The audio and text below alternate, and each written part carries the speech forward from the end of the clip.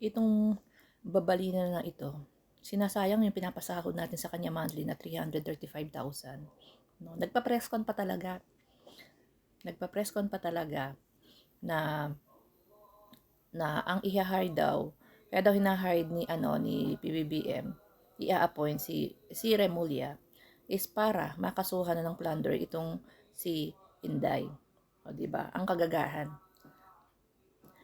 Nagnakaw kayo na nagnakaw, gumawa ng anomalya, yung kaibigan mo, no, yung best friend mo, mas tinuturing mo pang kapatid kaysa doon kay PBBM. Pagtapos ayaw mong pakasuhan. So gusto mo magnakaw na lang sila na magnakaw, gumawa ng anomalya, gumawa ng mga peking resibo, ng mga peking certification, ng mga peking estudyante. Tapos hindi mo papakasuhan. So ang gusto mong iupong ombudsman yung hindi kakasuhan si Sara. Ano to? Winawaldas nyo yung taxpayers money.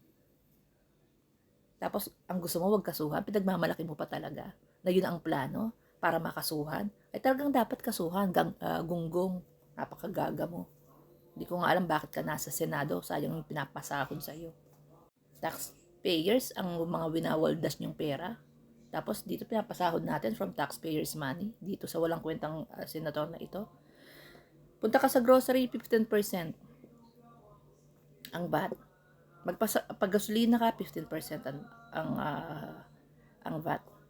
Bumili ka ng sasakyan, magpabook ka ng flight, 15% VAT. Taxpayer. From taxpayer money. Yung winaldas ng kaibigan mo na si Inday Lustay alias Lupin. Tapos gusto mo hindi pa kasuhan. Gaga.